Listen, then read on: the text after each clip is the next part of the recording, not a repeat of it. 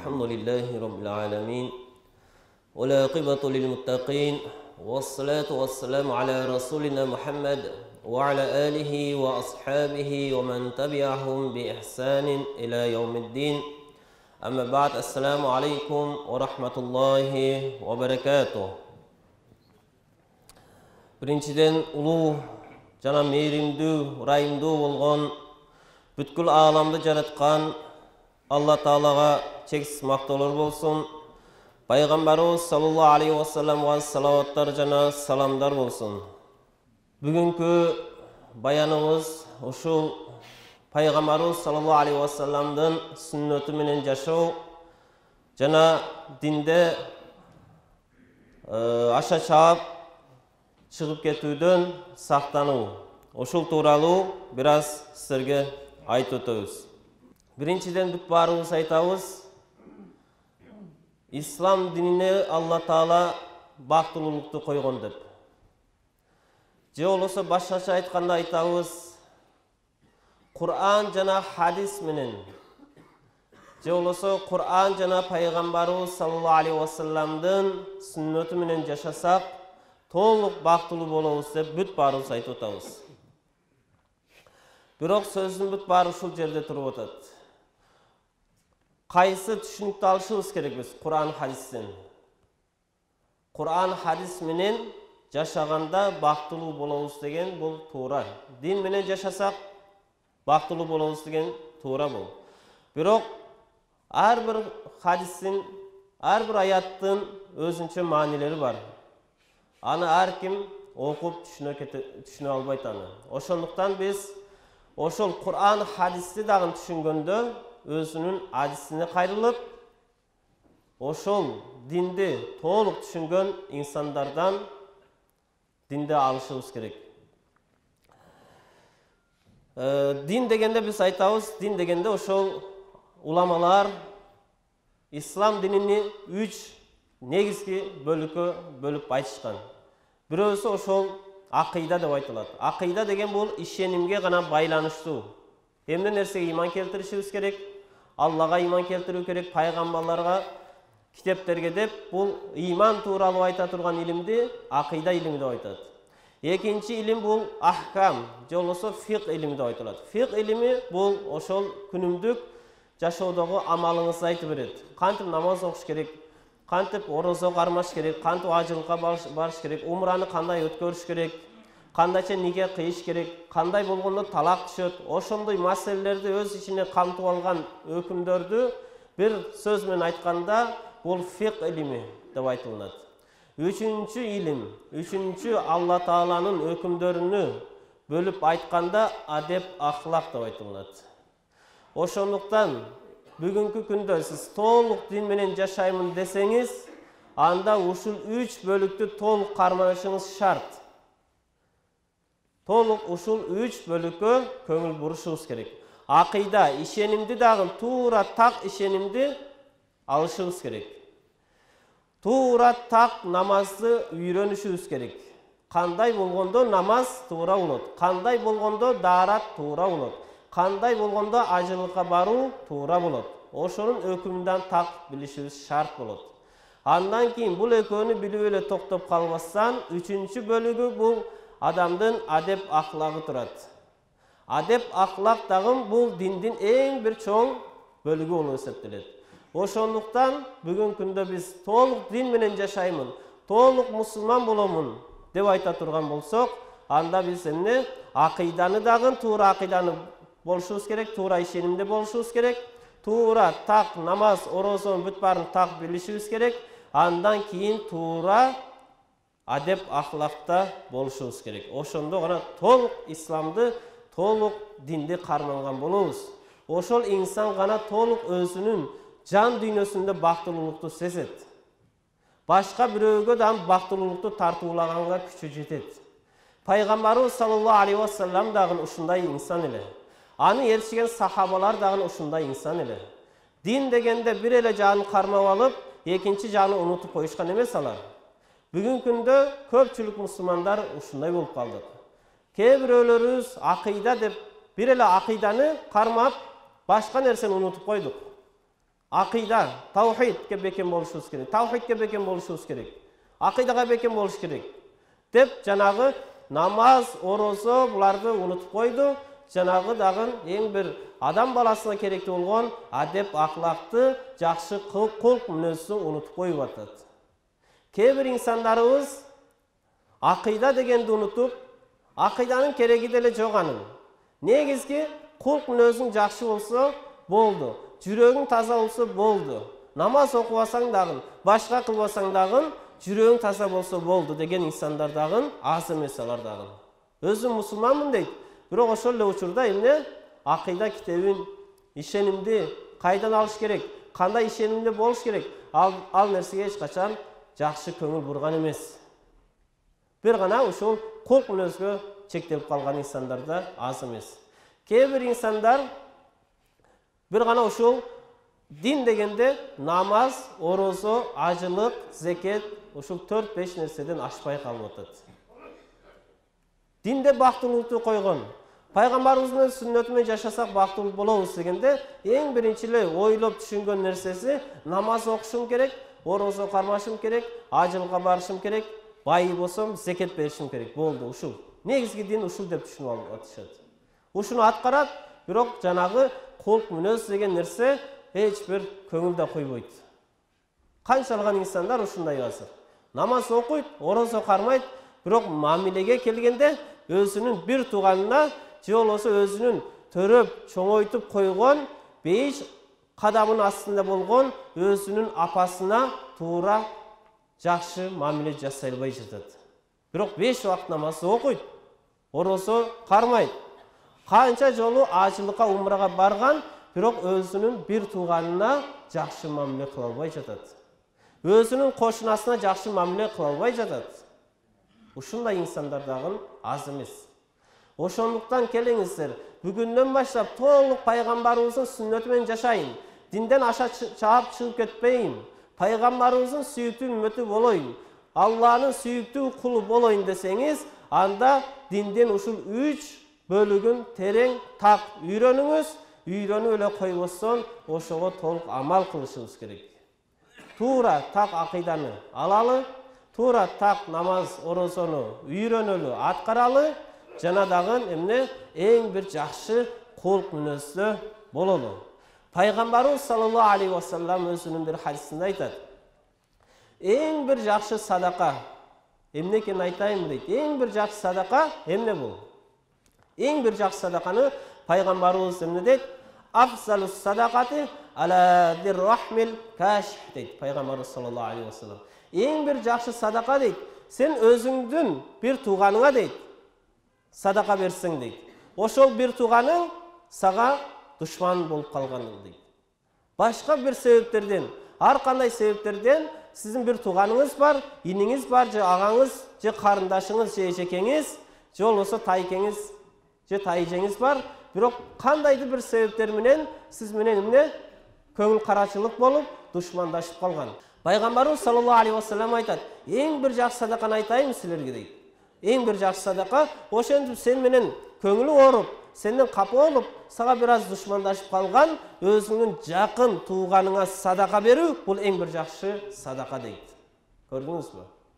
Алла Таала өзүнүн аятында эмне дейт? "Иннамал муъминуна ихва" дейт. Момун мусулмандар баары бир тууган дейт. Негизи өзүңдүн бир тууганыңды динде болуп, исламда болуп, өзүңдүн ата-энеңден бир ата-энеден болуп, өзүңдүн бир тууганыңды сактай албасаң, анда кантип сен башка бир момун мусулманга бир тууганчылык кыласың? Кантип тууганчылык кыласың? Ошол себептен пайгамбарыбыз айтат, эмне? Ошол душмандашып, сага көңүл ооруп калган тууганың болсо, ошого биринчи садаканы бер дейт. Бирок бергенде мен сага садака берип жатам дебесен, ага эмне дейбиз? Хадия алып келдим. Белек алып келдим деп белек беришибиз керек. Биз түшүнөбүз. Биз мусулманбыз. Мен Кудайдын кулумун деген инсан ушундай өзүнүн капа кылып алган бир тууганын ушинтип эмне жүрөгүнө кайра өзүнө жакындатыш керек дейт пайгамбарыбыз. Ошондуктан бири-бирибизге ушундай эмне кылышыбыз керек? Белектерди берип, бири-бирибизди жакшы көрүп турушубуз керек. Биз дин дегенде эле биринчи эле ушул ла иляха иллаллах Мухаммад расулуллах деген нерсени түшүнүп калбашыбыз керек. Акыйда дегенде, ишеним дегенде ла иляха иллаллах Мухаммад расулуллах деп койсоң, болду, мен мусулман, башка эч нерсенин кереги жок, ошону менен бейишке кирип кетем деген дагы бул дурус эмес. Пайгамбарыбыз саллаллаху алейхи вассалам өзүнүн бир хадисинде айтат: Ал-иману бизун ва саб'уна. Жолосо башка бир хадисте айтат: бизун ва ситтуна шу'батан. А'лаха каулу ла иляха иллаллах ва аднаха имататул аса анит тариq дейт. Мунун мааниси пайгамбарыбыз саллаллаху алейхи вассалам айтат: иман деген эмне? Имандын эң башталышы дейт ла иляха иллаллах Мухаммад расулуллах деп башталат дейт. Имандын башы ушул дейт. Эң өйдөсү ушул дейт. Аягы бар бүткөн жери кайсыл жер десе, имататул аса анит тариq дейт. Жолдо болгон инсандарга бир тоскоолдук келтире турган нерсени жолдон чыгарып салуу бул имандын акыркы бөлүгү болуп эсептелет дейт. Көрдүңүзбү? Эгерде сиз ушул жолго келе жатып, машинеңизди жолго коюп койдуңуз, же болбосо башка бир жанагындай жолду булгап салдыңыз, бул өтө бир иманыңыздын алсыз экендигине далил болот. Ошондуктан имандуу киши ушул эмне жанагы ишенимге да карашыбыз керек, адеп ахлакка да карашыбыз керек, жана намаз, орозого дагы карашыбыз керек. Иблис, шайтан. Шайтан дагы эмне үчүн ушул түбөлүктүү тосокко калып калды? Эмне үчүн деген суроо чыгат. Алла Таала эмне дейт аны? Ал ушул текеберлик себептен дейт. Аба вассакбара дейт. Ал баш көтөрүп, баш тартты, текеберленди дейт. Ошол себептен эмне болду дейт? Миңдеген жыл Алла Тааланы периштелер менен кошо жанагы шайтан, иблис ибадат кылган. Миңдеген жылдар бою. Сиз менен биз 5 жыл, 10 жыл ибадат кылган болсок, ал шайтан, иблис миңдеген жыл бою Алла Тааланы ибадат кылган. Бирок текеберликтин айынан Алланын каргышына калып, түбөлүктүү азапка түшүп калды. Ошондой эле ал дагы жана текеберлик деген бул эң бир жаман кулк мүнөз болсо, ошону шайтан унутуп койду. Биз дагы ошондуктан намаз окуп, орозо кармап, апабызга кыйкырып, атабызга кыйкырып, бир тууганыбызга кыйкырып, карсылдап турсак, аны эч качан Алла Таала жакшы көрбөйт аны. Алланын сүйүктүү пендеси болом десеңиз, анда келиңиздер кичпейил болушубуз керек. Намаз менен чогуу, орозо менен чогуу кичпейил, кечиримдүү инсан болушубуз керек. Пайгамбарыбыз саллаллаху алейхи вассаламдан ушунчалык даражада болгон өзүнүн душмандары еврейлерди дагы, капырларды дагы, мушриктерди дагы эч качан аларга зулум кылган эмес. Керек болсо ооруп калган учурда аларды барып пайгамбарыбыз эмне кылган? Зиярат кылган. Өзүнүн душманын зиярат кылып атат. Биз азыр өзүбүздүн душманды эмес, өзүбүздүн бир тууганды үйүнө барып зиярат кылуу бизге өтө кыйын болуп калды азыр. Намаз окуйбуз, орозо кармайбыз, бир досубуздун үйүнө барып, ассаламу алейкум, алабалың кандайча? Оорубай элесиңби? Кыйынчылык жокпу деп сурап коюу ушунчалык жүрөгүбүзгө оор болуп калды. Эмне үчүн? Текеберлик бар, бой көтөрүү бар. Кантип барам? Ал мага салам айтпаса, ал мага телефон чалбаса, мен ага бараммы? Мен анын үйүнө барышым керекпи? Жок. Мен киммин? Мен андан өйдөрөөкмүн. Менин малым көп, менин илимим көп, менин даватым көп, менин башка нерсем көп деп, жанагы өзүбүздүн бир тууганыбызды өзүнөн ылдыйраак көрүп, жок, ал мага чалса, анан мен барам. Ал мени үйүнө чагырса, анан барамын деген ушундай текеберлик сыпаттар көбөйүп баратат. Бул текеберлик эң бир жаман сыпат. Пайгамбарыбыз саллаллаху алейхи вассаламдан Алла Таала эмне дейт? "Валау кунта фаззан гализал қалб лан фаззу мин хавлик" дейт. Сен эгерде текебер болуп, ташбоор болуп, ушундай кичпейил болгонуңда дейт, айлана чөйрөңдөн инсандар бүт барып качып кетет эле дейт. Сени жалгыз таштап коет эле дейт. Сен ушундай кичпейил, ушундай ырайымдуу болгондугуң үчүн дейт, бул инсандар сени айлана чөйрөңө чогулуп атат деп пайгамбарыбызды Алла Таала өзүнүн улуу Кур'ан-ы Карим китебинде сыпаттап жатат. Бул негизи адам баласыны биз айтабыз, бул арак өтө чоң күнөө, бул адамды мас кылат, акылын жаап салат деп айтабыз. Бирок бир нерсеге көңүл бурушубуз керек. Бул аракты ичкен адам өтө чоң күнөө кылып атат. Бирок арактын мастыгы бир күндө ашып кетсе, 1,5-2 күндө жок болуп атат. А бирок кээ бир инсандар өзүнүн мансабына мас болуп, өзінің илимине мас болып, өзінің байлығына мас болып, өзінің қылған даватына мас болып, жүріп атқанын ұмытып қойып отады. Бұл мастық ал мастықтан да чоң болып кетіп отады. Ушунчалык мен баймын деп, өзінің байлығына мас болып, кедей кембағалды тоғот болсын, жанындағы бір туғандарын тоғот болсын, ушундай бой көтеріп кетіп отады. Кейбір инсандар ушундай мансабына қарап, башқа бір қол астындағы инсандарға ушунчалык катуу сүйлөп, жүрөгүн карартып коюп атат. Бул мастык эмне кылабыз? Мас болуу бир гана арак менен болбойт. Мас болуу өзүндөгү болгон бир сыпат менен мас болуу, бул өтө жаман мас болуу бул. Жанагы шайтан дагы ошол бир аракты ичип мас болгон жок ал. Ал өзүндөгү бир жаман сыпат бар эле, ал текеберлик сыпат эле. Халактани миннар ва халактаху мин тин деп ошол жерде мас болуп калды шайтан дагы. Айтып атат шайтан, халактани миннар дейт. Сен мени оттон жараттың, ва халактаху мин тин дейт. Инсанды дейт, топурактан жараттың дейт.